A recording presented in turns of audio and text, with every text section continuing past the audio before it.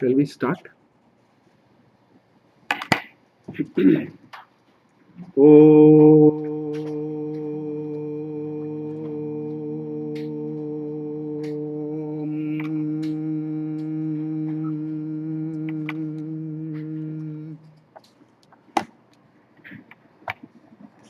Shuklambaradaram Vishnum Sashivarnam Chaturbhujam Prasannavadanam Dhyayet Sarva Vignopasantaye Dorbiryukta Chaturbisphatikamanimayi Makshamalam Dathana Haste Naikena Padmam Sitamapi Chashukam Pustakam Chaparena Bhasa Kunde Dushankas Padikamanibha Bhasamana Samana Same Vagdevateyam Nivasatu Vadane Sarvada Suprasanna Kujantam Rama Rameti Madhuram Madhuraksharam Aruhya Kavita Shakam Vande Valmiki Kokilam Valmikir Munisimhasya Kavita Vanacharinaha Shrinvan Rama Katanadam Konayati Param Gatim Goshpati Kritavarashim Mashaki Kritarakshasam Ramayana Mahamala Ratnam Vande Nilatmajam Yatra Yatra Raghunatha Kirtanam Tatra Tatra Kritamastakāñjalim Bāshpavari Paripurna Lochanam Marutim Namata Rakshasantakam Vaidehi Sahitam Suradrutamale Haime Mahamandape Madhye Pushpakamasane Manimaye Virasane Sustitam Agre Vachayati Prabhanjana Sute Tattvam Munibhya Param Vyakhyantam Bharatadi Parivritam Ramam Bhaje Shyamalam Namostu Ramaya Salakshmanaya Devyai Chatasyai Janakatmajayai Namostu Rudrendra Yamanilebhyo Namostu Chandrarka Marudganebhyah Hrihi Om.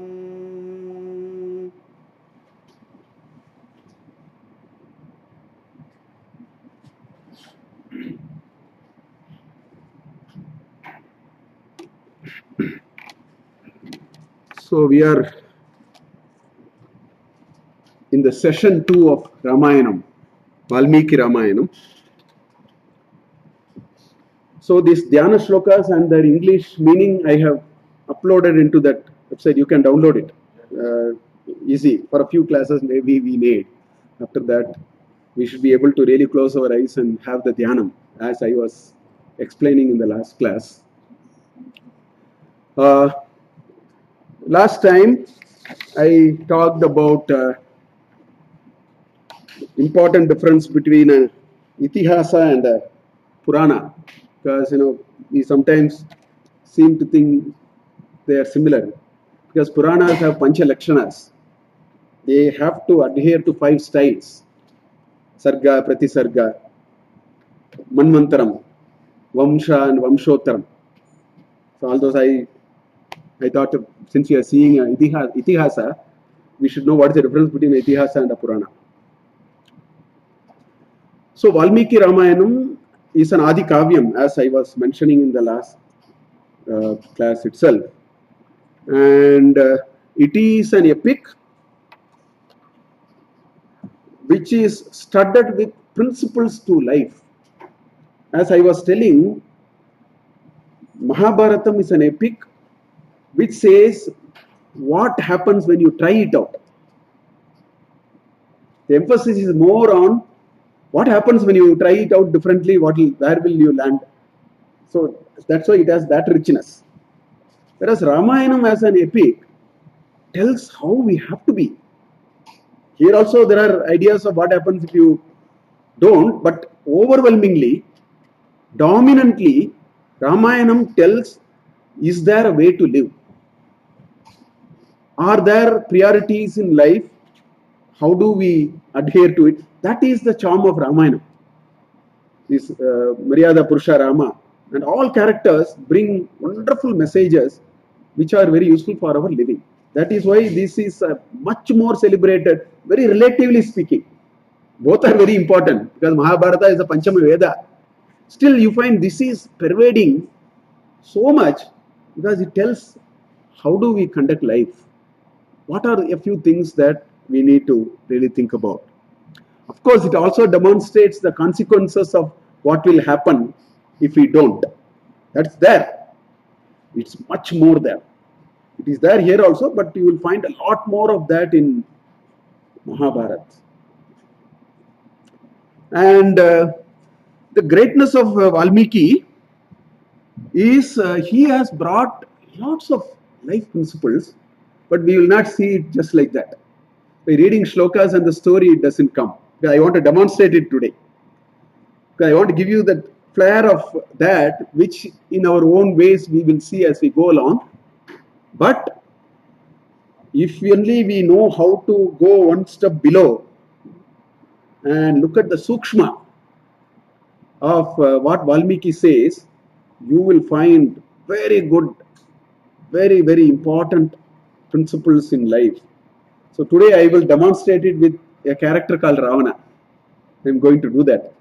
Just to demonstrate, in order to do that, actually you have to get into all the 7 Kandas to pick the Shlokas, which I was able to read in lectures of Ramayana. That's why I wanted to re-paraphrase it and then show it to you that there lies the power of Valmiki. We will see that anyway today.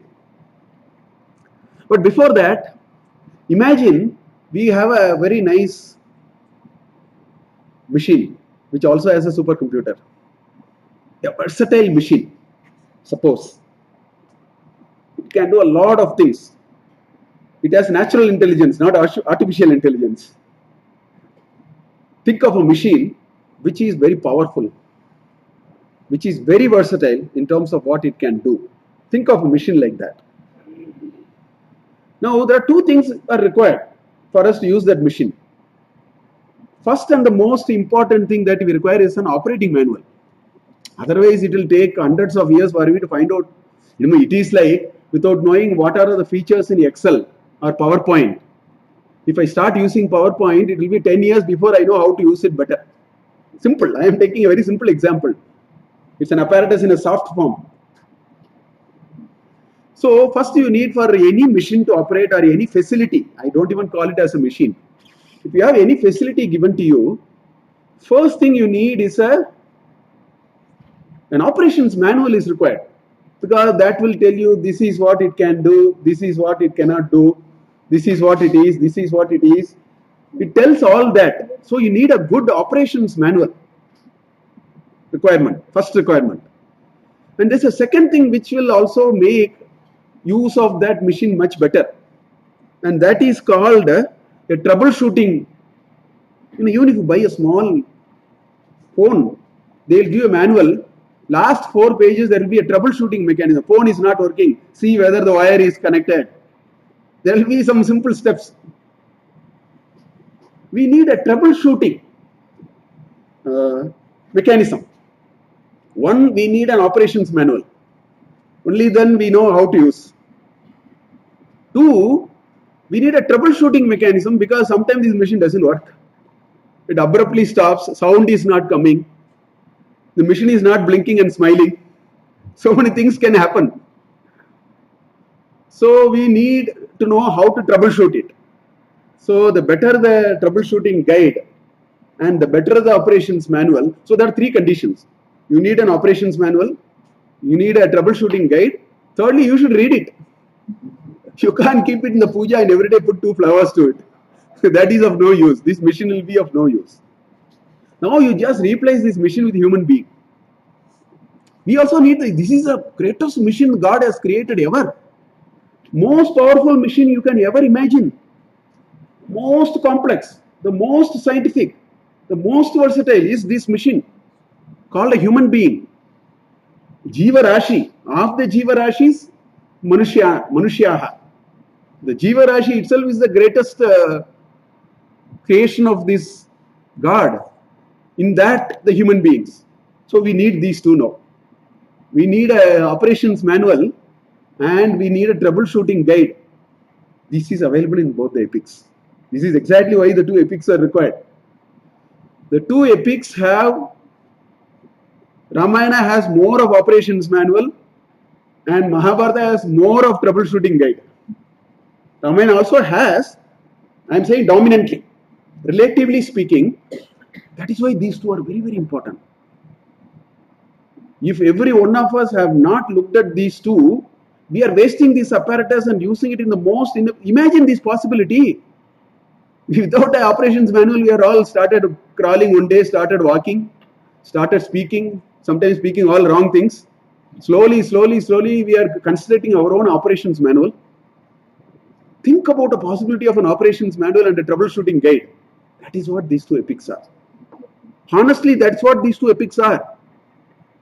They lay out how to operate this, what to do and what not to do, how to do. They are all told so beautifully.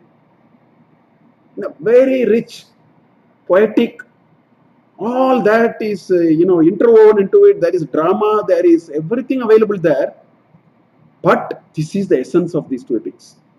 So unless we see those two essence of these epics, we have not read the epics. It's not about, that's why I will not touch story at all.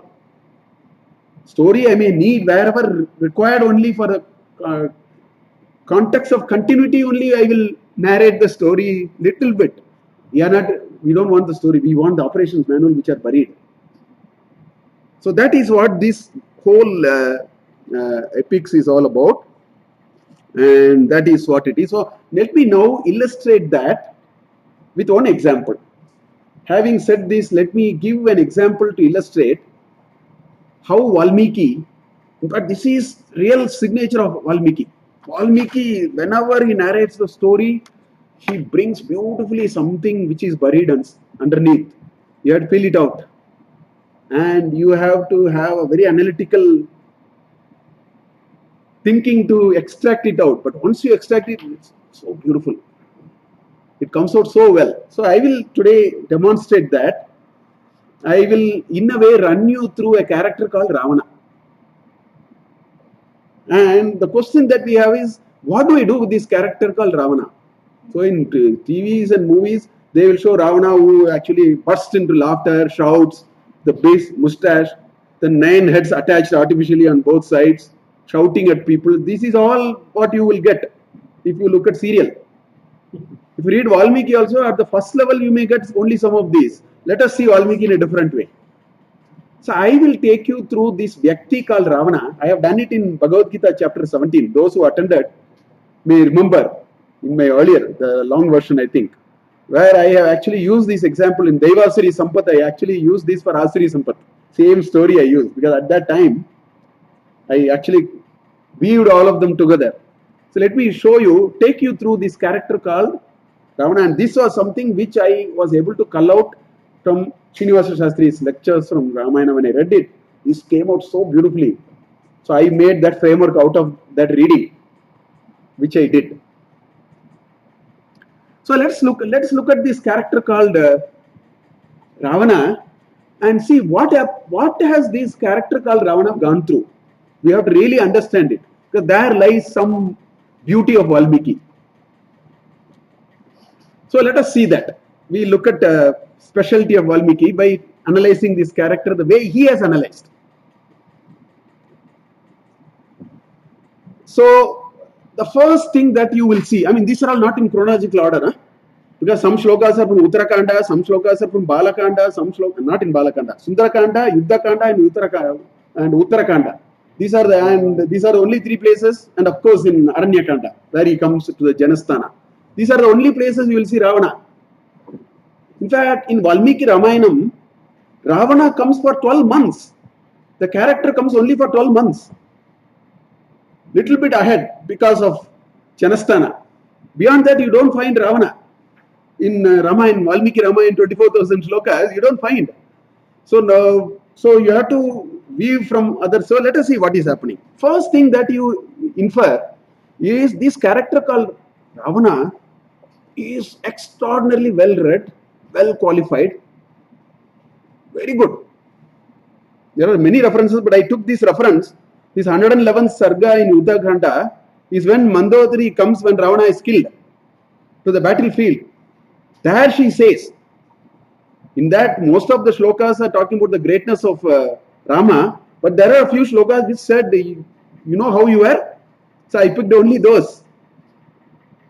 She recalled. Look at the shloka. It says, Indriyani purajitva jitan tribhuvanam toya. You overcome your senses and you overpowered the three bhuvanas, but you got succumbed to the senses. I mean, it follows. She says, why?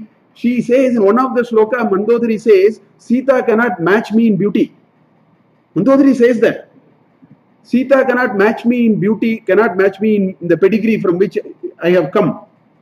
Yet you succumb to the senses.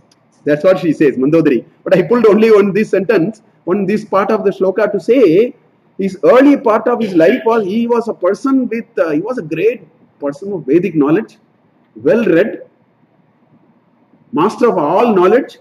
This is how this character starts, Ravana. Just look at what is happening. Okay? And what did he do? He made great efforts to get material riches. For example, how did he get this boon from Brahma?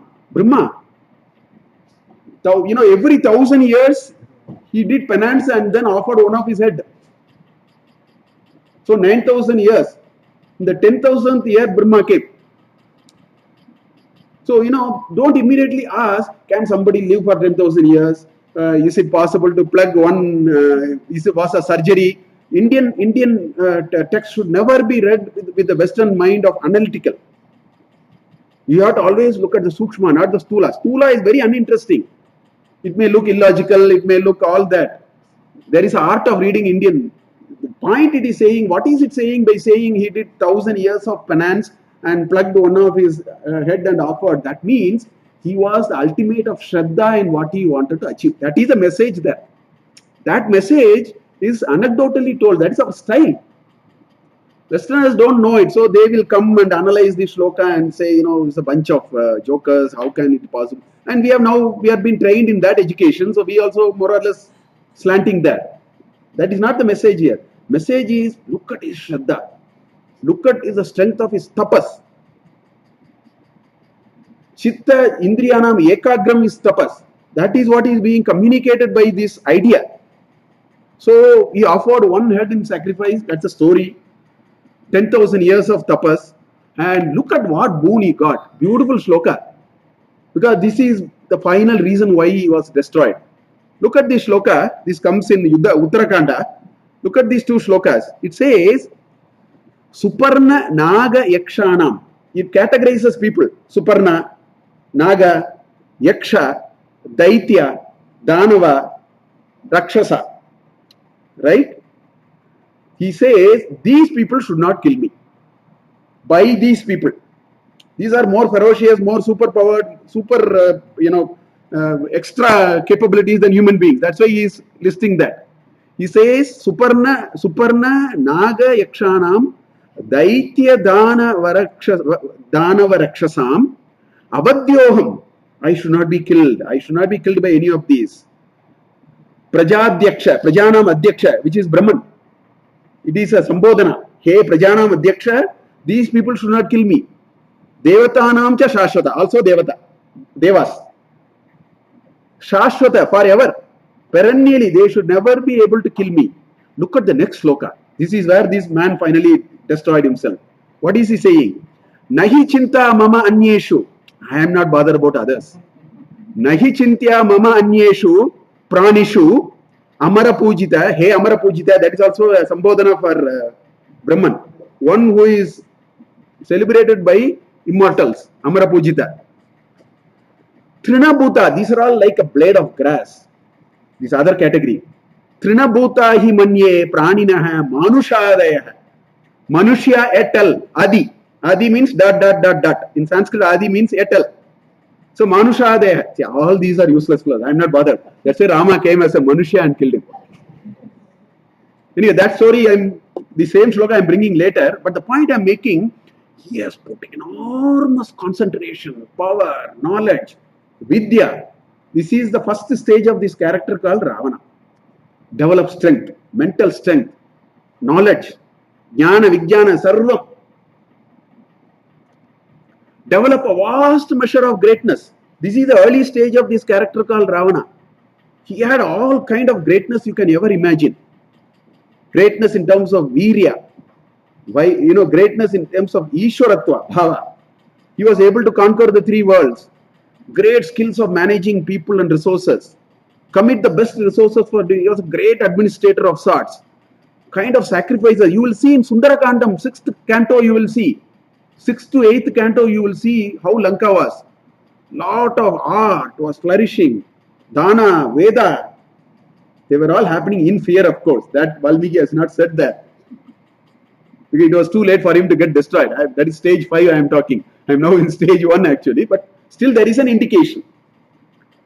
So he had developed extraordinary strength. But here is what we must understand. An extraordinary strength can sometimes also give us extraordinary ego. That is the most important thing. If the extraordinary strength minus ego, he is a great personality. Extraordinary strength plus ego, you are going to destroy very soon. This is a life message we have to take from this character called Ravana. It's the first message. Lot of people, the moment they know many things, their ego goes several fold. Those people, I have seen such people in life. They have not gone too far in life. People are anxiously waiting for them to disappear. That's not the way to live. That's a very, very, very average living. So that's the first important message. Extraordinary strength, buy one, take one free, ego will come. We should know how to. This is a lesson that we have to take. It will come. We have to be very alert to it. Then we can become an extraordinary individual, which this character missed it. So along with extraordinary strength, he developed extraordinary ego. And somebody said ego means evict God out. Something like that. And Ravana's greatness, Valmiki was not at all misery. Beautiful description of Ravana's greatness. I have taken some shlokas just to give you a sense of what it is. See, in Hanuman never saw Ravana directly until in the 49th Sarga, where in Brahmastra, he got himself tied. And he said at that time, Valmiki says, let me look at this Ravaneshwara and go. Valmiki says in the 48th Sarga, I want to see him. See, he could have easily got himself absolved of Brahmastra. He said, let me go and see. I should test the strength of this place and go. Then he comes. First time he sees Ravana, that is in 49th Sarga, just 20 shlokas, 18 or 20 shlokas. There you see what he is saying. Brajamanam, he was shining. Prior to death he is talking. Even at the point of destruction he was shining. Brajamanam tato drishtva, on seeing this person who is radiating like anything, Hanuman Rakshasheshwaram, Rakshasanam Ishwaraha Ravana, tam drishtva, on seeing him, Hanuman was actually spellbound, according to Valmiki. Manasa chintayamasa, he was thinking in his mind. Tejasa tasya mohita, some thoughts came in his mind, that is part 1 of the story. Part 2 of the story, he fell in love for the radiance of Ravana. Mohita, Tejasa mohita. What are we saying? Valmiki never compromised on the greatness aspect of Ravana, but he compromised on an aspect called goodness. That's the final message. I will come to that. Okay, what is he saying? Aho rupam, aho dhairyam, aho sattvam, aho dyutihi. Aho is an exclamatory sign. Oh, what a rupam, what a dhairyam this character is having. What a sattvam. There is a potential sattva there. That is clouded, unfortunately. Aho sattvam, that is one meaning. Other meaning, sattva is, sat is that existence. She is existential strength. That also we can take. Aho dyutihi, his light. Dyutihi iti devaha. Dew is the root, it is shining. It is light. Aho dyutihi. Aho rakshasa rajasya sarva lakshana yuktata. He is embodiment of all lakshana. In fact, I did not go to the next shloka. Next shloka is very interesting. 18th shloka, in which he says, then Hanuman says, what a poor fellow. If only he had dharma, he could have conquered all the 3 worlds. Now he is at the verge of destroying. This is what Valmiki brings. At every shloka, he brings a life principle. Without dharma, your riches have no meaning. Ihaloke api tasya artha nasti. Paraloke nischayena artha nasti. Without dharma, life is not worthwhile. Valmiki stamps it 100 times, 1000 times in his Kavya in many ways. So immediately next shloka he says, poor chap. If only he had dharma, he would have been the Lord. Indra would not have been the Lord. He would have been the Lord, is what Hanuman is saying, Valmiki is saying through Hanuman. But anyway, that is the point here is Hanuman's. Look at Yuddha Kanda. Rama is seeing for the first time Ravana face to face. Because Rama didn't go to the court. He met him only in the battlefield. No? He didn't go to the court. So what is he saying? You just see. Aho deeptaha mahateja ravano rakshaseshwaraha adityeva dushprekshaha rashmi bihi bhati ravana. He is shining like Aditya and Rashmi. Like the stars and sun he is shining. So Rama was also not wanting in celebrating this Vyakti per se. As such, this Vyakti is put on a pedestal for many of the characteristics that this Vyakti had. Right? Suvyaktam lakshayehi asya rupam tejas samavritam. That's what he says. Tejas and all those are well established. Very good. That's what Rama feels. Then he says, Deva Danava Viranam Vapuhu Naivam Vidam Bhaved. Even Deva and Danavas don't have a physical construct and a body which shines like him. So he puts him at that level. He says he's such a nice person, minus dharma. That we have to always add. That is understood. It's a footnote now. We don't have to keep saying again and again. Okay? He says, Yadrisham Rakshasendrasya Vapuhu Yeta Prakashate. How much it is shining? This Rakshasa's body is shining like anything. This is what Rama is saying. So, I have only taken a few shlokas. The point I am making is Valmiki was never found wanting in keeping Rama and Ravana on the same pedestal when it comes to element of greatness. But period, no comma after that. It's period. You take the chapter on goodness, it's a different story. But this Vyakti was great. Why was it great? That is stage one. It did tapas. It had all the knowledge. It had Indriya Nigraha. Everything it knew. It developed that strength. Then let us see what happens. Now we go to stage two. What happens to a person who develops a lot of strength and also has ego? What will happen to him? That's where is the path for destruction. So the ego is the one which will let you get into adharmic indulgence. That is the root cause. The ego will, that ahankara only will lead you to wrong things. Kama yesha krodha yesha rajogana samudbhava iti in Triti Adhyaye, Bhagavad Gita, 38 shloka Krishna replies. Anicchanapi vashne baladeva niyojita. When Arjuna asks, he says Kama and Krodha, that comes only because of ahankara, ego. So this character is now shifting.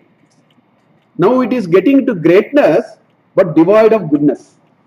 The goodness is out, going away. The ego is removing the goodness. That is a message we had to get from here. He started violating dharma. He lost control of all senses. Went on a rampage. Uttarakanda has a lot of stories. How he was left, right, center raping ladies. You have to see it in Uttarakanda. And all that are there in Yuddha Kanda and Uttarakanda. I have some references, I'll show you. How this character is, I always say, wicked people destroy themselves. Nobody destroys them. They set the stage for themselves. Bad people set their own grave, dig their own grave. Although, in Vyavahara we may say somebody did this. He caused everything. You will see it very strongly in epics and Puranas. This story you will really see. You do bad things, you are actually planting, you are digging your grave brick by brick. That's what you will see in all these kavyas. So beautifully you will see. Okay? No dissent, only pleasing things are told. He could not listen to any. How much of advice in Yuddha Kanda? How much of advice Maricha gave in Janasthana? Maricha in Bala Kanda is not the Maricha in Aranya Kanda. The Maricha in Aranya Kanda is a transformed. He knew Rama is the greatest Vyakti in the world. He surrendered and he happily died in the hands of Rama. You will see it if you read Valmiki. He was realized this is a great dharmic Vyakti. Let me die. I have again some shlokas I'll bring. What Maricha told Ravana, it's there. I'll get one or two samples. And go to any level to achieve what is desired. And how do you get all these? In Bala Kanda it is told, there are shlokas which say how the devas go and saying this fellow has gone beyond all possible limits. You go to Mahavishnu and say, you do something about it. Things have gone completely out of hands. And there is a shloka in Janasthana when Sita was lifted. Right? It's a beautiful shloka. The shloka says, Godavari did not flow. Winds did not blow. Now, don't ask, how can wind not blow? Godavari, how can it not run? That's not the point. Indian text must be read with the sukshma, which means it is the embodiment of fear that he has put. It said Maruti did not flow. Godavari became still. All trees became still. It's a dramatic way of communicating the message that this fellow was nothing but fear. That is the message there. Ravana was nothing but fear. In that process, he started destroying himself in a big way. Some examples from Ramayana. Ravana and Sita and Sundarakandam. Sundarakandam, 19th Sarga, when Ravana enters into Ashokavana and see in Simshupa Vriksha, Hanuman is sitting and seeing this. That time, last class also I mentioned, some 20 upamas Valmiki uses. Real powerful upamas to say how fearful this lady was on seeing the very sight of Ravana. Pravase, Katali, like that. Others, this only I remember very distinctly in my mind. Although I've been reading it, but somehow not in my mind. Some 20 upamas. But then in the next sarga, 20th sarga, she actually spits fire at Ravana.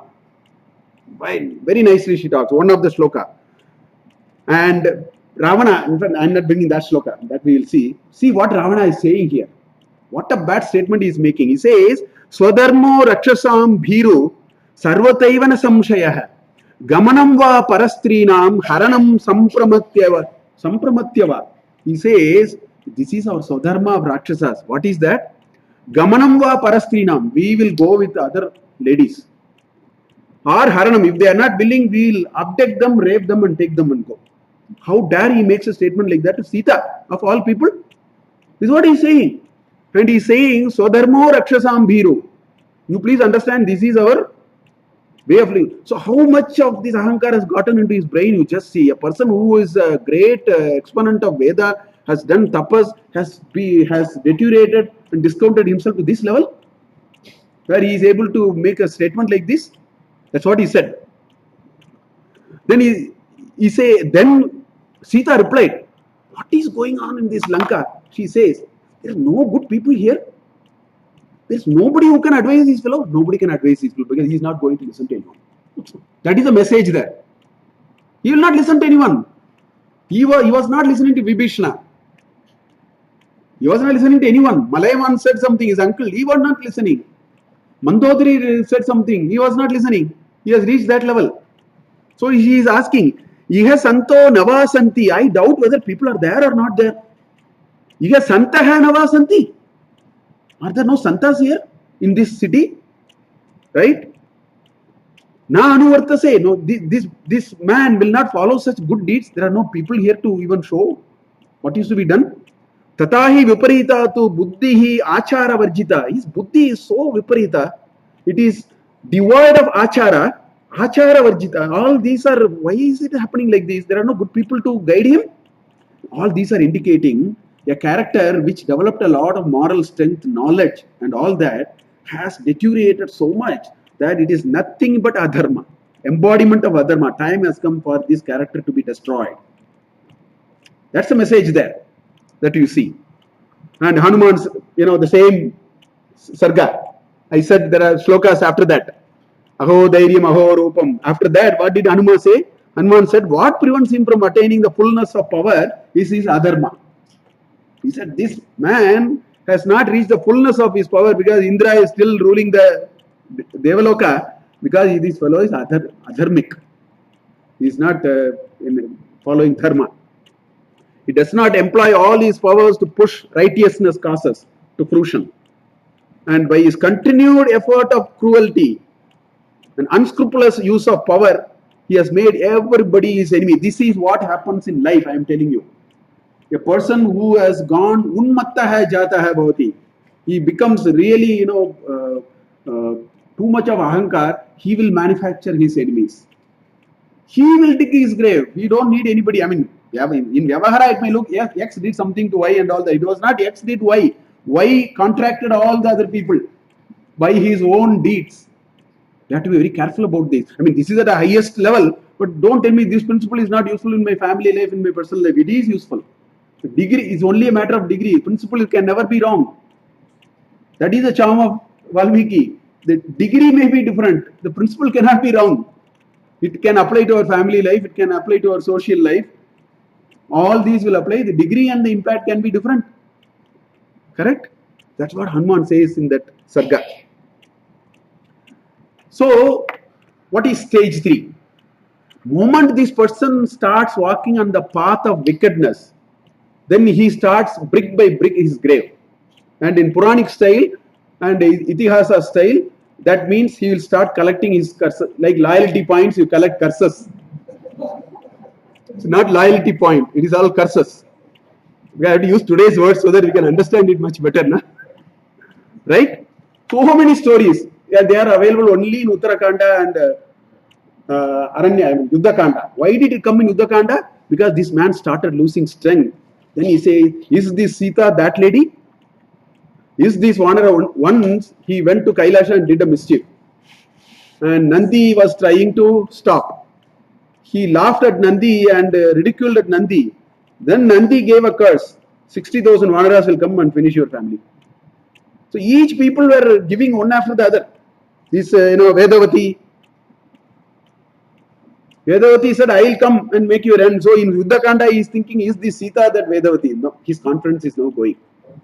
He is slowly losing ground. He will not show it outside. He is destroyed inside. Rama has to only put a simple arrow finally. In some ways. He is destroyed. Nandi, Anaranya, Ramba, once, Ramba was going to meet, Nalakubera. This fellow, caught hold of her and raped her. This is his job all the time. Looks like. They're all there in Uttarakhanda. Right? He, always destroying the modesty of women. He will get everything back. Sanatana Dharma's charm is that it will all come back. Nothing can go anywhere. It will come back. Nothing can go anywhere because things can go away. It's an imperfect system actually. So it becomes an unsustainable system. A closed loop is a very sustainable system, not an open loop. So nothing can run away, I can tell you. Nothing can run away. Don't think so. No, others have not seen it, I can do it. Nobody has to see it. The karma has its own phala. Not because X saw it or Y saw it. All those are very low level thinking. We have developed high level thinking. Karma has its own phala. Punjikasthala, she went and complained to Brahma. And Brahma said, if you touch an unwilling woman, your head will blow to 100 pieces. So everybody gave him left, right, center curses. So he was ready for destruction now. This is what happens to any individual. An ego will walk him to the path of destruction. I mean, it may not be this degree and all that, but the message is no different. If we get too much of ego, we will people, I was hearing one of the pravachanas, very jokingly, he was saying that Ravana is sitting, all the learned sages were sitting, they were putting akshata to him, but inside their mind they were saying, when are you going to die? Jokingly he was making that point. And that is the truth, not Dirga Yushman Bhava. This is what happens to an individual who destroys himself and indulges in adharmic ways of doing things. That's what Valmiki is showing through this epic. So destruction has to begin. Stage 4, then you get into stage 4. It is inevitable now. The destruction has to happen. And the first step in the destruction is you should stop wise counseling. Vinasha kale viparita buddhihi. That's what they say, na? That viparita buddhi is first and the most unambiguous indication is don't listen to people. And in that there is order also. Don't listen to strangers, which is understandable. Don't listen to wise men. That is the second. Don't listen to your well-wishers. Don't listen to your family people. This is the order in which your destruction will start. This is how a person who is walking on the path of destruction will walk only like this. First, he will stop listening to strangers, which at least I can grant. After all, stranger. The second layer is you don't listen to wise people. Whereas Taittiriya Upanishad says, Etatra Bhamana Asam Mashina. I quoted last time. Etate Tatra Varteran, Tata Tatra Varteta. That's what Taittiriya Upanishad says. If you are in doubt, look at people. The great people. Aluksha Dharmaka Masyuhu. They will stay clear of everything without any passion, and with the truthfulness of dharma and the importance of dharma, they will be able to tell things. Look at such people. This man will stop. He will not look at such people. He will not look at his well-wishers. That is a very dangerous thing. When you stop looking at your well-wishers, you are in the path of destruction. It can be anything. It can be, I am getting into a new venture. I am trying to invest on something. You can apply it to anything. It's very important that's why they are called well-wishers. No? Should apply our mind, think twice and so on. People who are saying, straight away I will discard. I know everything. And why do we discard? Because I know everything. That is where the problem is. It's not that I hate or nothing like that. All these are coming because I know everything. Since I know everything, why should I ask? Why should I listen to people? So I will stop listening to well-wishers. And the most dangerous thing is you stop listening to your family. Family, your wife, your son, your daughter, your parents, minimum, come sick up. I am taking the first ring, first line. That also you stop. You will see all that in Ramayana. How this character walked into its own trap. Every one of us, if we get into some trouble, don't point to anybody. That's a message here. We did something, we created a situation, and they have come back to us. That is a larger meaning there. So, Maricha, that is that story in Janasthana in Aranya Kanda. Maricha, he calls Maricha and puts the plot. He says, this is what it is. I want to lift this girl and go. In fact, Srinivas Shastri says, this Sita is a tiny tot in front of Ravana, because Ravana, 1,000 years if he did yajna, now his age must be very, very, I am not taking 1,000, but even if you divide it by, 10, 100, some 200, 300, whatever. Whereas this girl is hardly some, 30, 40, 20, under 20. So how bad this man has gone. So he comes and wants to lift. The plot is done. So that time Maricha says, two sargas are there. He says, don't do that. Not a good idea. Don't do that. And he talks how great Rama is at that time. In Janasthana itself, Maricha says, you don't know about this character. And you know what was the reply? I have not brought all those Shlokas because we are going to see anyway. You know what is the reply at that time? They are all Manushiyas. Manushiyas are good for nothing. This was his initial idea which destroyed him at the end. He always thought Manushiyas are all useless characters. They are not worthless. They have no strength, nothing.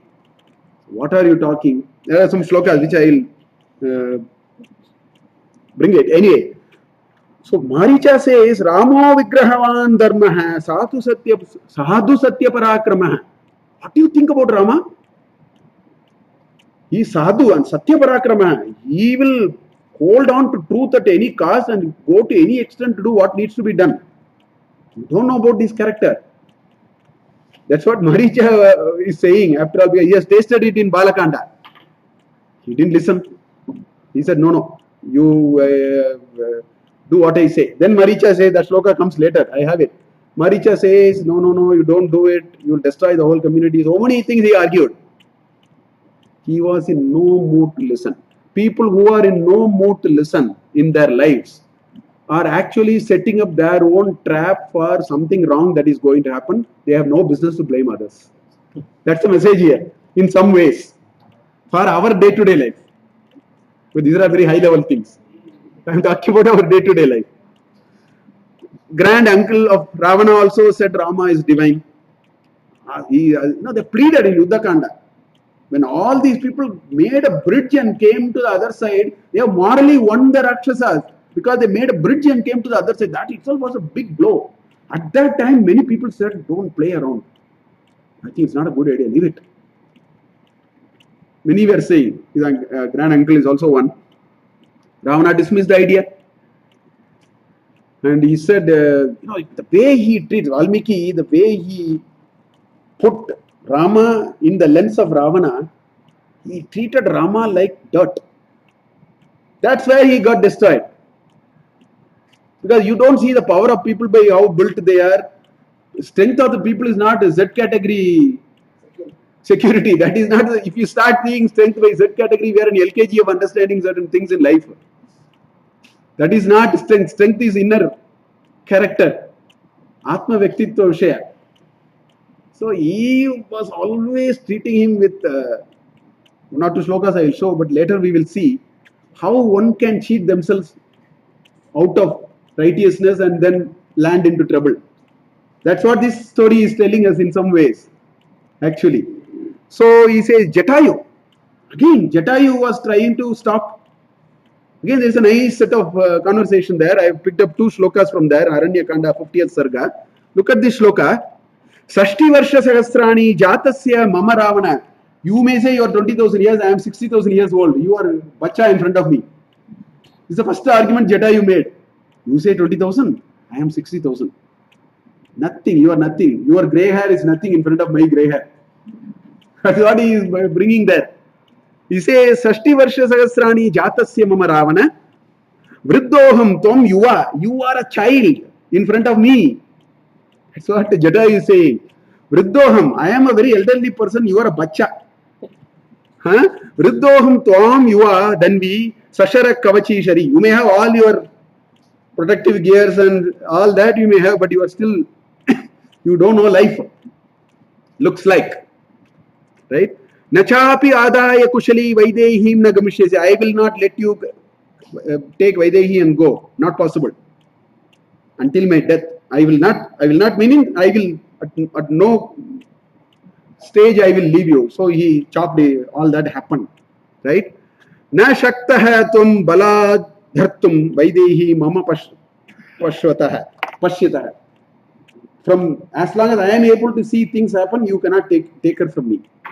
I will not allow. Which means I will put my best efforts to make sure that you can't take. That's what Jatayu also actually says how you are playing with fire. Don't play with fire. That's what Jatayu said. He dismissed that. Vibhishana says, the list is long. I have only taken a few examples, but the message is destruction begins when we start ignoring our well-wishers, wise people, close family members. That's the story. Message here.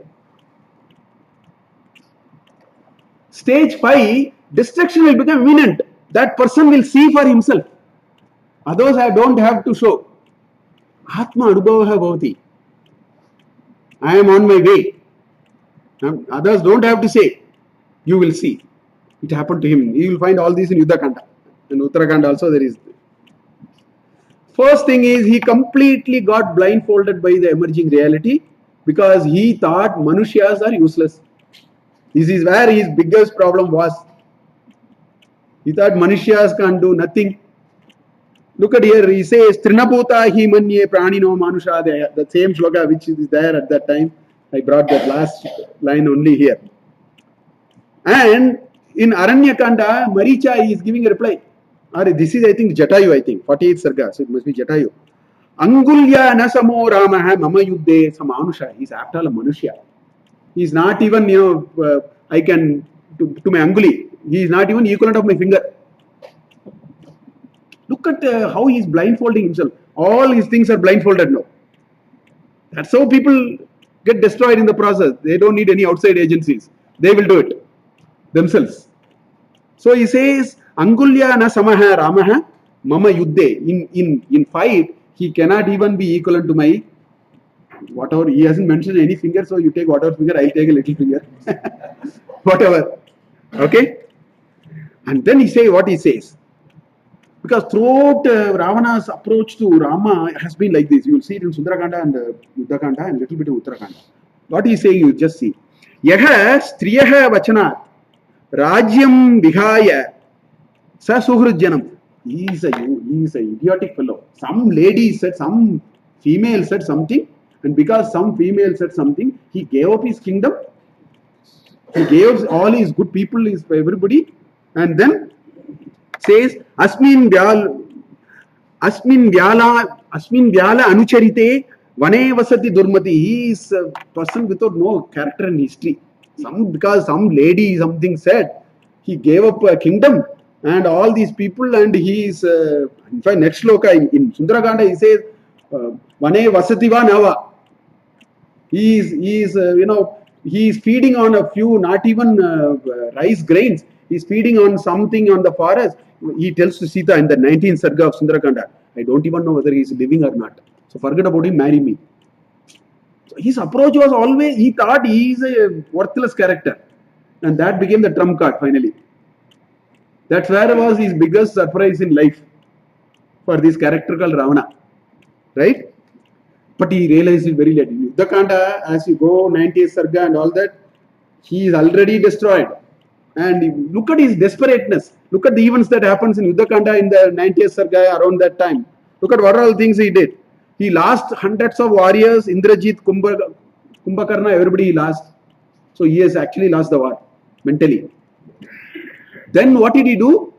Such a great hero and a warrior sort of a thing, did everything which a eunuch will do. He became unhero-like. Two events. He ordered Sita to be taken in Pushpaka Vimana to see Rama dead, Nagastra. That time Trijada, you know what she says? Trijada says, don't worry. Pushpaka Vimana will never carry a widow. They are not dead, don't worry. They will get up. So he tried all dirty business on, he became desperate. You are seeing the desperation there. When you know you are on the verge of going, you become very desperate. You see it in politics also. Many places we see this. Right? This is what happens. When we are on a losing track, we will, already because of adharma I am treading there. Now I will make adharma even more my way of life. That means you are actually in the brink of your destruction. That's all it means to me. Because nobody can give up. Dharma is a very important purushartha to start artha and kama. That is a powerful message you will see in Mahabharata. That's why purusharthas are very well brought in Mahabharata and Ramayana and Mahabharata, of course. Informing Sita that Rama is dead, actually. And he made an attempt to kill Sita also. All that he tried. In the Yuddhakanda, these are the back scenes before he came back to the battlefield. There was a lull. Cinematically, if you want to portray this situation, there was a lull. Because he tried all these tricks. He became absolutely desperate.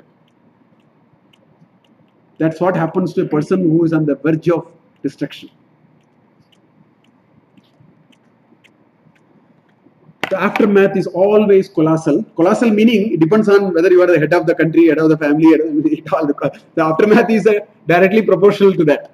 But here we are talking about somebody who is a sort of an emperor. So the aftermath is colossal. Look at this shloka in Yuddhakanda.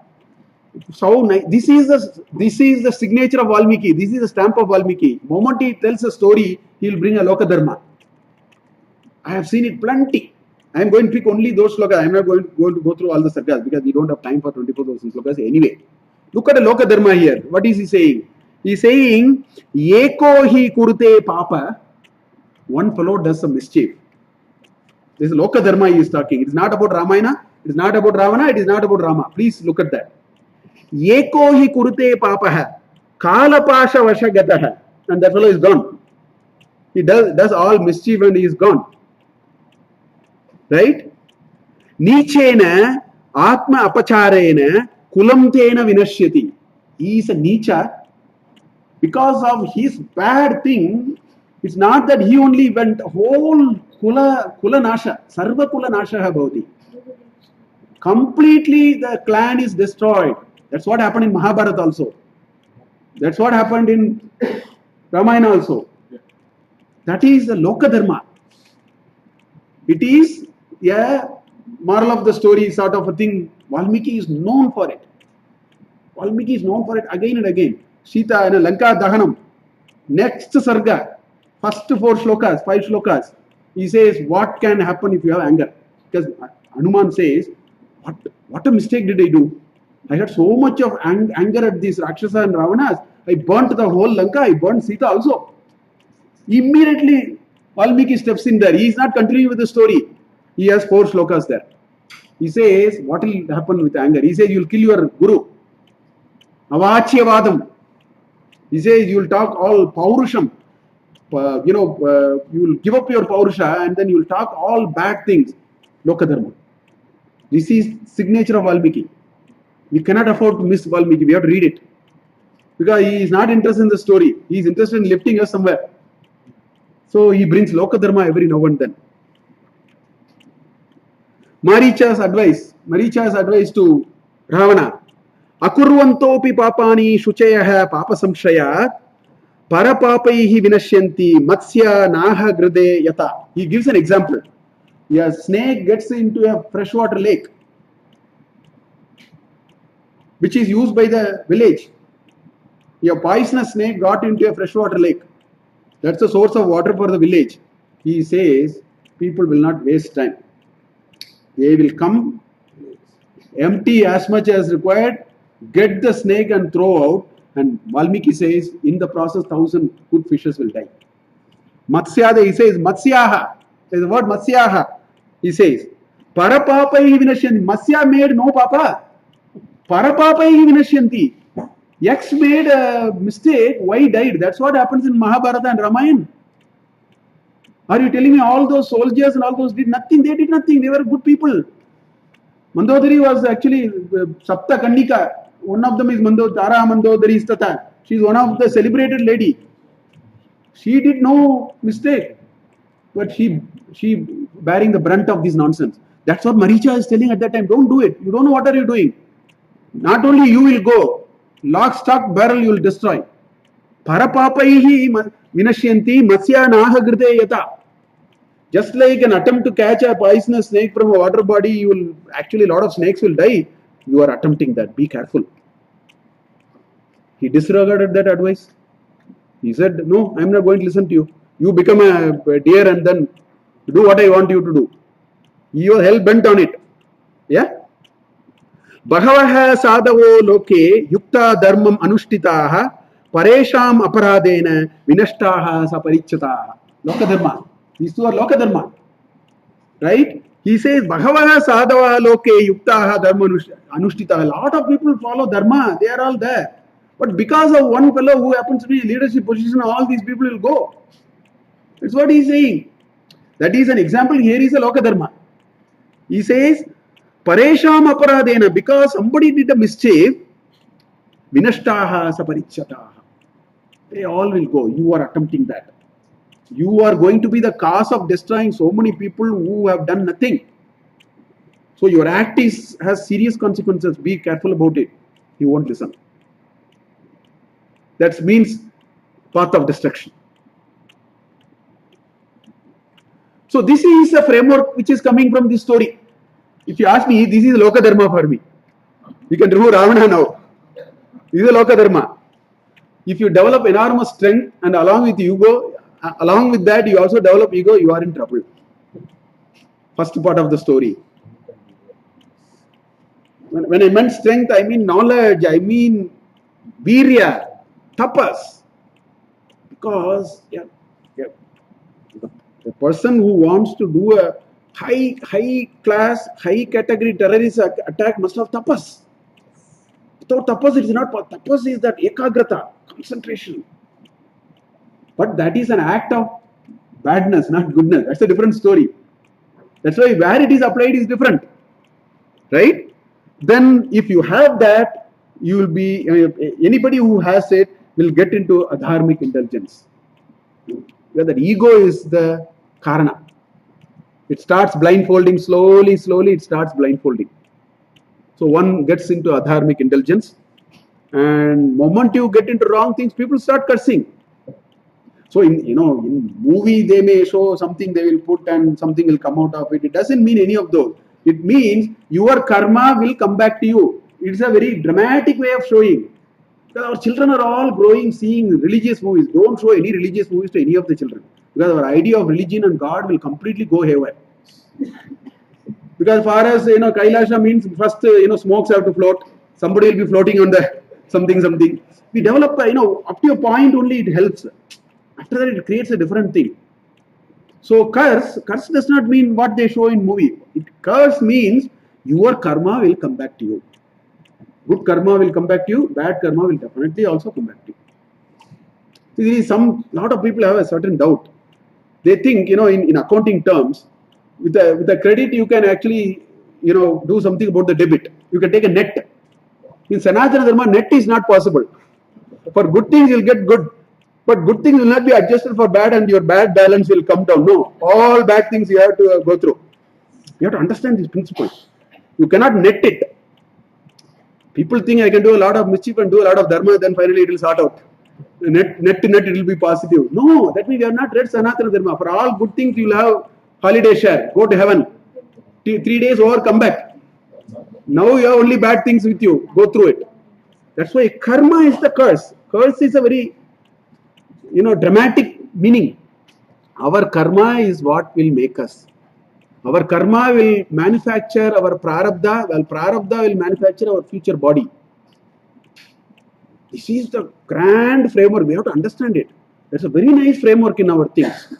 There's a sanchita karma, out of which gunny sack of karma. You take a handbag full of what is possible, and to eat away all that karmas which I have taken, the prarabdha karmas will manufacture a body which is very more suited to consume that away.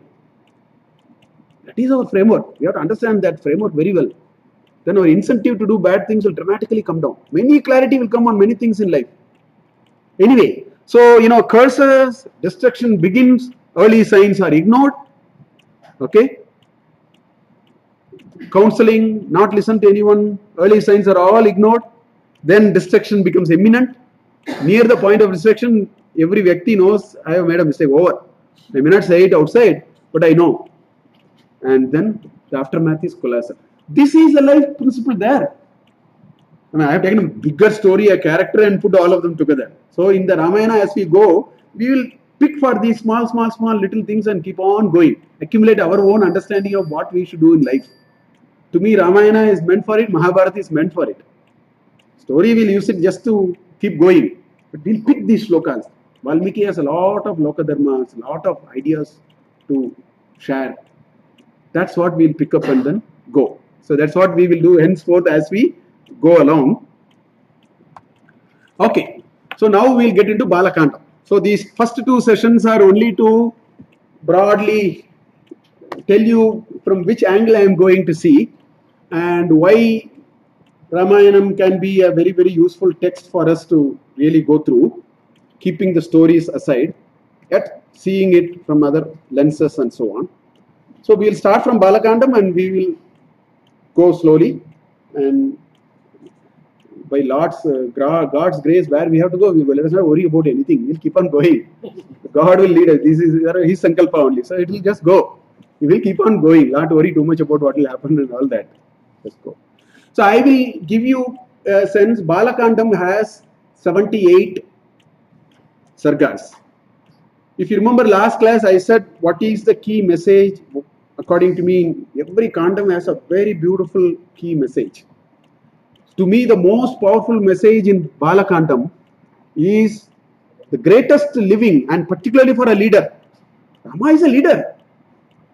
The most important requirement for a leader is the leader must see the reality of life. The ups and downs of life, a leader must see. He or she only will be a great leader. That's why Bala Kandam, if you see, we will see now, no instruction, nothing about how the 4 children grew. In this sarga, it says the children are born. The next sarga, Vishwamitra comes and takes them. Because Valmiki is not interested in story, he is interested in Loka Dharma. He wants to tell us some important things. That's why he knows where to cut the story, he is not doing a mega serial, he doesn't have that problem. He doesn't have to do all those. So this is a Kandam in which it gives us, that's why Vishwamitra takes these two kids all over the place. Two greatest things that happened to Rama are Vishwamitra taking him through Bala Kandam and Yoga Vasishta. The conversation between Vasishta and absolutely, I think that everybody who wants to want to live must know Yoga Vasishta. Who is teaching Yoga Vasishta? In fact, if you search for a book for Yoga Vasishta, you get a abridged some 20 page and a 200 page. Yoga Vasishta is the third Itihasa actually. Ramayana, Mahabharata and Yoga Vasishta is the Itihasa. It doesn't seem to be as popular as Ramayana and Mahabharata. All principles of living. Rama bombards questions on Vasishta. Vasishta gives fate, destiny. Ask anything, he answers beautifully. My wish list is Yoga Vasishta one day. To go through it. If Sankalpa is there, it will happen. Wonderful. I have that book. I keep once in a while sort of seeing a few sporadically some shlokas here and there. I don't read. Kramaya I haven't read actually. Anyway. So we'll see how the 78 sargas are. So this picture I will give. Because since we are not going to get into, I will give you a blueprint of how do you see. And for each sarga also, as we do in Bhagavad Gita, for each sarga also I will show where are the shlokas. What is happening in those shlokas. I want you to have that feeling. Then we'll pick a few shlokas and go. So, Bala Kandam, the first four sargas are Narada and Valmiki's meeting. And, Narada emphasizing upon Valmiki that the Kavya has to be, it's like a sort of a flashback in a way, because immediately Lava and Kucha comes and recites it in front of Rama. So it's a sort of a flashback kind of a thing. So those are the first four sargas in Bala Kandam. Then there are three sargas where there is a description of King Dasharatha and Ayodhya. Because description of Ayodhya is done here, it is done in the Patabhisheka Sarga. After this, short, some 20 shlokas, little bit in Uttarakhand also, very nice description of Ayodhya. Not in terms of street names or what is the square footage, not like that, in Dharma and all that kind of things. So there is a description of King Dasharatha and Ayodhya. Sargas 8 to 18 are about the birth of Rama and others, and all the gods as Vanaras. The destruction path has to be laid, no? So they are all there, right? Rishishringa and all those are there. I think those bits of stories are there. Then the Putra Kameshti, all that are there. Finally, in the 18th Sarga, the four children are born. That is attacked. That's the next train of thoughts.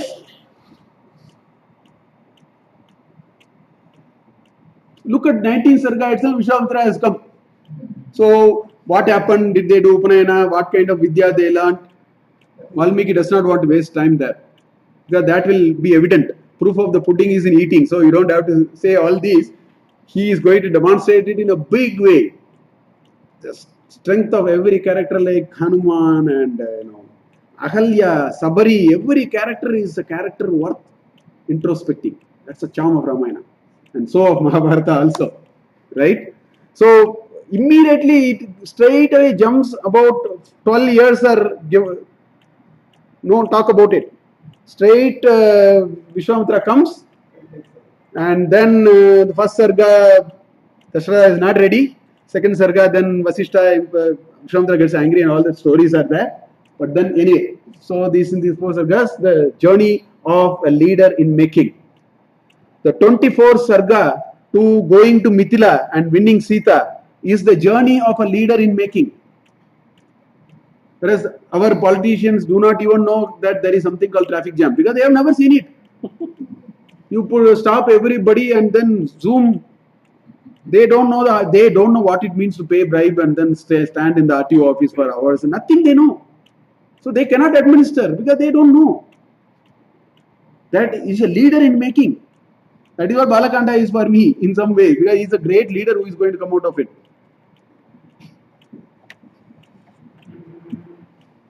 So 24 to 31 is Tatakavada and Rama obtains. That is the time Rama gets all his Vishesh Astras from Vishwamitra. Vishwamitra is a great rishi who empowers him with everything for future. There he is, look at the contrast, he is getting curse, here he is getting astras. Vishesha astras. That's the difference between goodness and not so good. Then there are Puranic legends. As I told you in the last class, the difference between Itihasa and Purana, one of the difference is in Purana you can never have Itihasa in that. Whereas in Itihasa you can have any amount of Puranas. Why? Because Itihasa is Itiha, Astam. Somebody says this is how it was. So when it is a narration of something which happened, in that narration there may be a story being told, which is what Purana is. Here the two children are told a lot of stories. So it comes as a narration.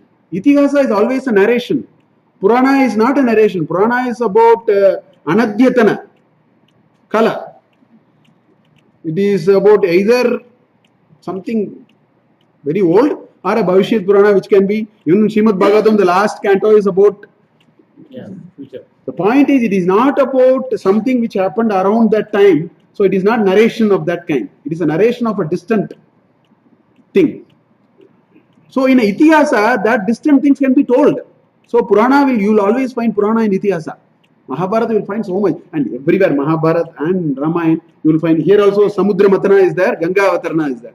This is a very powerful story in Puranas. All Puranas I think have this. Samudra Matana and Ganga Avatarana, Bhagirata Prayatna. Here the boys are told those stories actually. Ganga Avatarana, Samudra Matana, they are all coming in this. Then the redemption of Ahalya happens. Very nice, three sargas. Then the greatness of Vishwamitra, the Trishanka, all the story again is actually some Puranic story in some ways. They are all part of it. How he goes, it's not really Puranic, it's all happening in that narration only. So it is, Vishwamitra trying to become a Brahma Rishi. Then he has jealousy against, all the stories are there, all those are there in the sagas. The Trishanku, the Kamadhenu, he goes and Apaharana of Kamadhenu and all, he slowly, you may be wondering why is that story? That story is very important for Rama and Lakshmana because that's a story of saying, how do you get humility? Knowledge does not give you. Vishwamitra went through that and became a person of extraordinary humility, but he had a very heavy price to pay. That is the story there actually. The message of the story is that the person with knowledge and humility, not knowledge with ego, he was defeated. Even though he had ego, he didn't have evil purposes. It was more to further the ego and all that. But then the story finally says, it is humility which actually brings the greatness in you. That is why the Vishwamitra story goes. He narrates his own story, I think. I haven't read it. Once I read, I will be able to sort of see it. But that's what is happening in those sargas. Then the sojourn goes to Mithila. Marriage happens. Correct? This is also, there is an important message here. The Parashurama-Rama encounter also brings a certain issue. When we see it, we will see it. There is a nice message why that is brought and Parashurama is brought to the ground, on the ground by Rama in some ways. So all those are there. And because there is a big tragedy that is going to, tragedy meaning that, life is a roller coaster. From here it is going to slip down. So Valmiki, I think, wanted to put one sarga on happy days after marriage, because after that things are going to go. In the Ayodhya Kanda, enormous expectation is built and then taken away. So I think because of that, perhaps he says there is a little bit of happiness he wants to present. So this is how the Bala Kandam is. As I told you, I think there are messages in many of these episodes, why these episodes are meant. So we will look at Lokadharmas, we look at some Sukshma of some of the Shlokas. That's how we will do as we go along. Okay, now we will go on. But before that, there are two things. One is called Gayatri Ramayana. I hope many of you are aware of it. See, this Ramayana is 24,000 Shlokas. If you take the first Shloka, 1001th Shloka, 2001 shloka. Like that, 24 shlokas are there. If you take the first letter of that, you get the Gayatri mantra. Tatsa vidurvarenyam bargo devasya dhimahi dhiyo yona prachodayat. So the first shloka will start with ta in Bala Kandam. So there is one paddhati of just reading 24 shlokas. It's called Gayatri Ramayanam. You will get ta, sa, va. It will not be V, vakara. Varenyam, it will not be re, but rapa, repa, rakara. That Vyanjana will be there. So that's how it is organized. So there are people who take on these 24 shlokas and call it as Gayatri Ramayana. So that's one thing I wanted to just sort of tell you. And if any of you are interested, you will find it. Which shloka and all that. There is one shloka in Bala Kandam, and then there are 2 shlokas in Ayodhya Kandam, and it goes on like that. The 24,000. 1,001, 2,001, 3,001, 4,001, like that. So that is called Gayatri Ramayanam. Then the first sarga of Bala Kandam is called Samkshepa Ramayana. The first sarga of Bala Kandam is 100 shlokas. The entire Ramayana is actually set there. In fact, there is a Ekashloki Ramayana. I was just seeing there is a Ekashloki Ramayana also.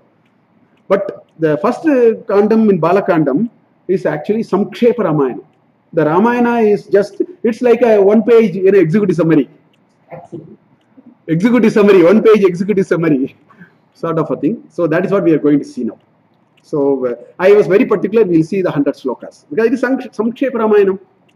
So since we are not going to really go shloka after shloka, at least first canto, we will see all the 100 shlokas, we'll see the meaning and go. So about 4-5 classes, we'll do Samkshepa Ramayana.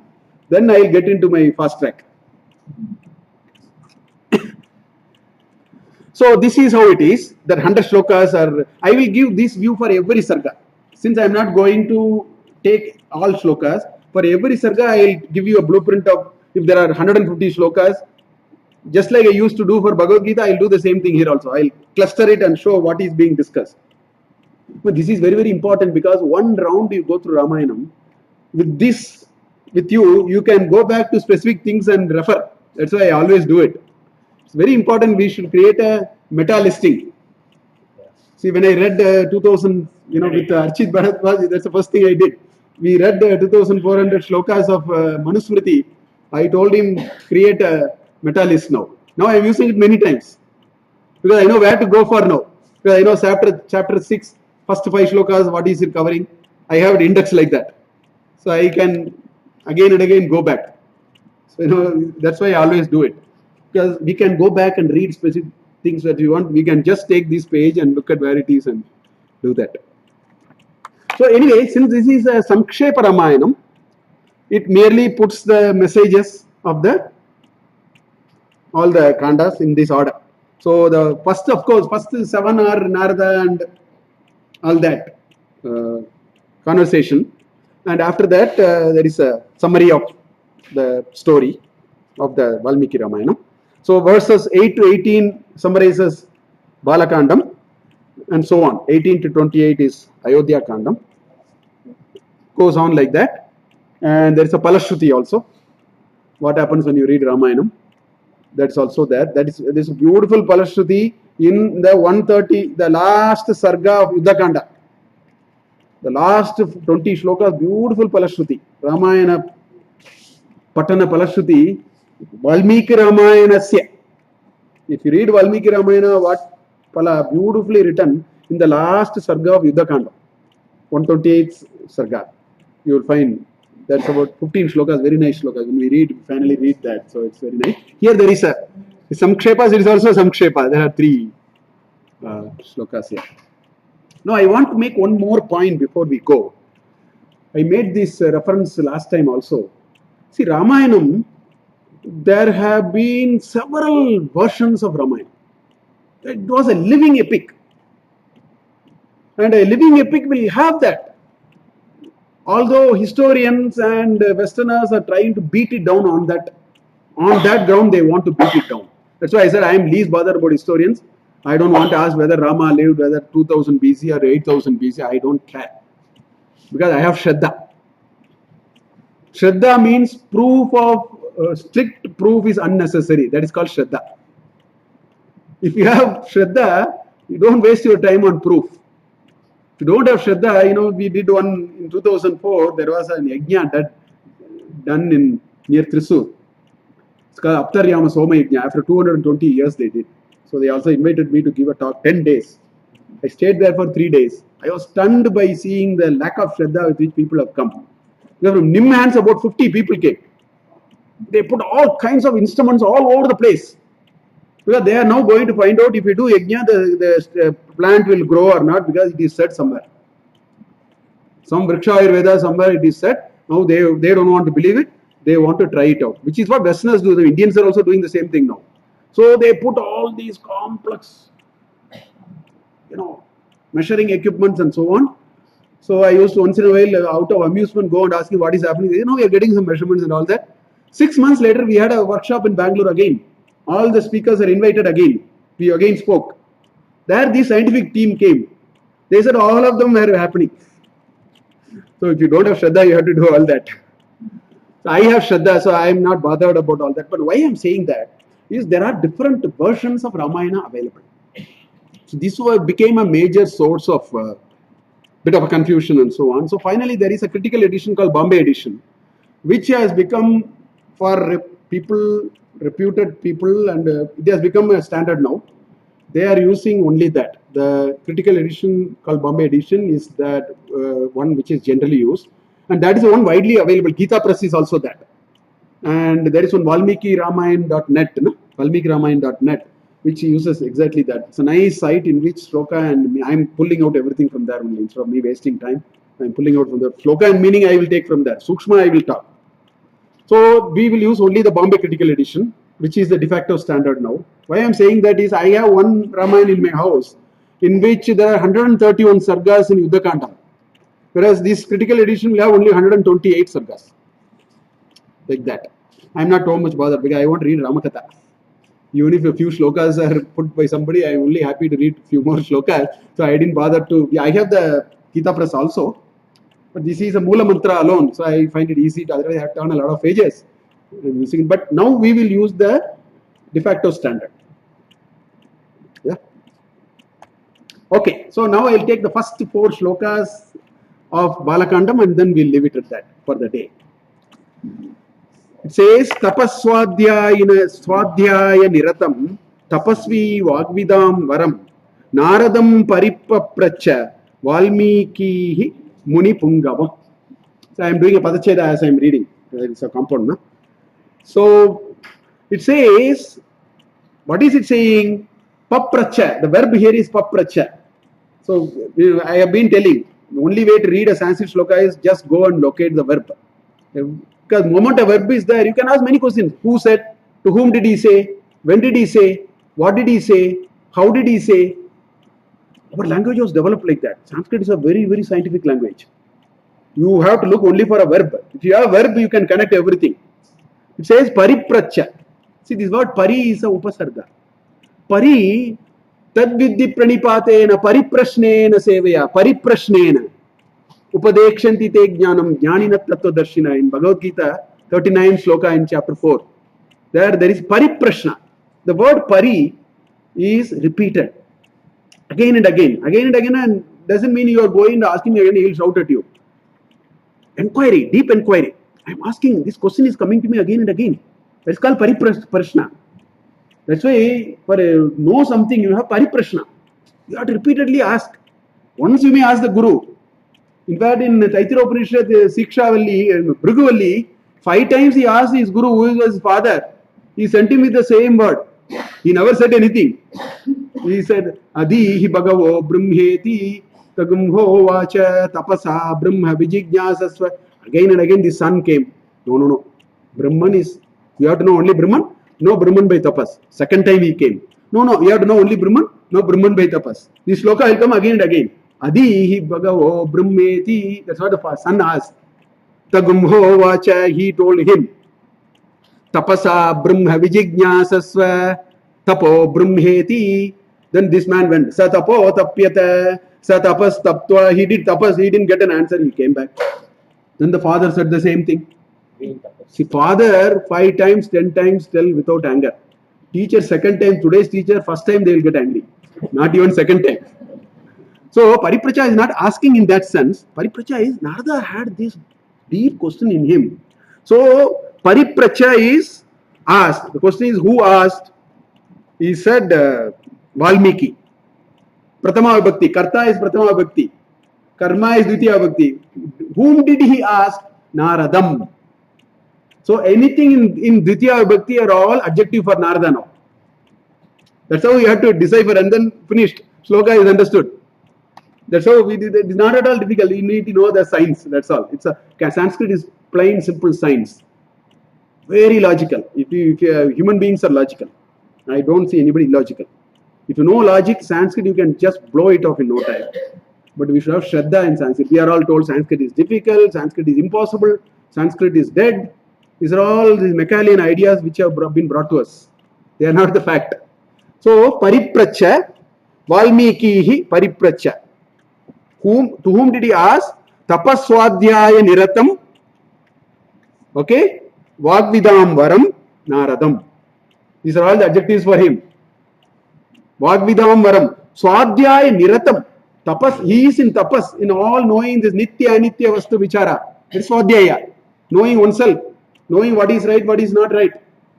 These are all the adjectives for Narada. See, Narada, again, if you take your children to movies, Narada is a funny character in the movies. Narayana, he'll create trouble and go. Naram Dadati iti Narada. He is the one who can give knowledge. It's a completely different portrayal in movies. Narada, that's why you see the adjectives for Narada. Vagvidamvaram. And Munipungavam. All these are Dvitiya Vibhakti. So, basically the story here is, he went, Valmiki went, he had a question repeatedly bothering him. That is the meaning. Finally, he went to him and what he asked is the second question. I think that we'll have to take in the next class, but I want to show you because Valmiki loses no time in saying what is the character we are going to see in this great Kavya. Great descriptions about Rama. It's a wish list for us. You can take, I have put it in different color. You can take and try it for a lifetime. So what is the question he asked? Kom vasmin sampratam loke. Is there anybody in the world? Asmin loke. Is there anybody? With what? With some 20 attributes he asked. The 4 shlokas are only 20 attributes. I put it in color. Just to know what it is. This is this great character called Rama. In fact, Valmiki never loses the time to come back and list the characters of this great Vyakti called Rama in 7-8 places. Not in one place. He does in Bala Kanda. When Hanuman says, I know Rama to Sita, beautifully he brings all of them again. Again and again he tries. He wants us to remember this. What is he saying? Kon vasmin lo sampratam loke gunavan. Is there anybody who is gunavan? Kascha viryavan. Is there somebody who has vitality? Virya. Vitality. Dharmajnascha kritajnascha. Kritajna is one who has a sense of accomplishment. Dharmajna. The jna in Sanskrit is again a very easy language. If you saw jna in anything, jna means jnana. Dharmajna is one who is aware of dharma. Kritajna is one who is aware of how to do things. Da, if you put, that means give. Prana da, sukha da. Da means giver, danam. This language is very, very scientific. If you know one pattern, you will know 100 things. Jna is something to do with knowledge. So, dharmajnascha kritajnascha. Satyavakya hai, dridhavrata hai. So 1, 2, 3, 4, 5, 6 attributes are here. There is a list which has, is there somebody who is gunavan? Is there somebody who is viryavan? Is there somebody who is dharmajna and kritajna? Kritajnascha. Also kritajna. Because people know dharma but they do all wrong things. So it has to go together. Na? I know what to do but I will not do. I will only preach. I will practice something else. It's a very common thing. Dharmajnascha kritajnascha satyavak. Satya dharma paripalana. That was this character known for. Pitruvakya paripalana, satya dharma paripalana. Right? Dridhavrataha. When he comes out to fight and this thing, that is where you will see Dridhavrata. When Ravana is dead, Vibhishana said, I won't do final rites. There you should see Rama's Dridhavrata. You should see that shloka. You will remember of Dridhavrata. You know what he will say? Maranantaram Vairi. He is my enemy only after death. I will do. If you are not doing, I will do. I will do the last rites for him. Because he has certain principles which he will never compromise.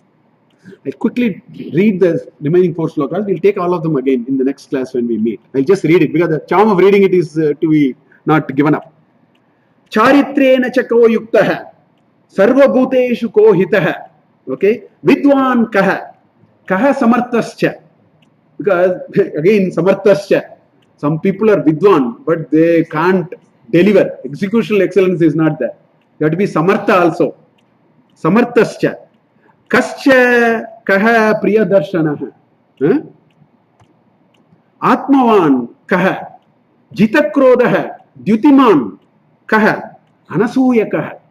No jealous. That you should see in Ayodhya Kanda. I'll show all of them. You should see how he dealt with Kaikeyi. How he dealt with Bharata, you should see. Embodiment of Anasuya. Okay? Kasya Bibhyati. Now he is also a very strong character. What is he asking? Kasya Bibhyati Devascha Jata Roshasya Savi. If he gets angry, even Devas will be afraid of him. Is there anybody like that? That's a question. Etad Icham Yaham Shrotum. I want to hear. Is there a character ever in the world like this? Etad Ichami Aham Shrotum. Param Kautuhalam Hibe. I will be very happy if you know if there is a character like that. Param Kaituhalam. My Kutuhalam will be of the highest order. If I get to know of somebody like this. Maharshi he, Tvam Samartosi. Hey Maharshi Narada, there is a Sambodhana. You tell me. Nyatum Evam Vidam Naram. You are Samartha. You are capable of saying. You must be probably knowing somebody. He says that is called Rama. That's what is coming. After this, anyway, we'll have to see these characters and understand it, with which we'll continue our Bala Kandam. Prathama Sarga. We will stop here. Okay. Om Purnamada Purnamidam Purnat Purnamudachyate Purnasya Purnamadaya Purnameva Vasishyate Om Shanti Shanti Shanti Harihi Om Shri Gurubhyo Namaha Harihi Om. Our next class I will announce. I am now traveling a lot. Most probably April 9th. Because next week and the week after I am not going to be here. That's why you can follow live stream or you can follow Practical Vedanta. I will put to that group. So I will keep telling because I have a lot of travel. I don't want anybody to come here and get disappointed and go. I will feel very bad. So I will keep informing. So April 9th most probably we will have the next class. I am planning at least 2 classes a month. With my travel I am trying to adjust at least 2 Sundays I should be here. Most probably April 9th. Thank you. So in between it got disconnected. You reconnected? I started and okay. I saved it as part 2. Okay. Only one question I want to ask. Yes, sir. What is the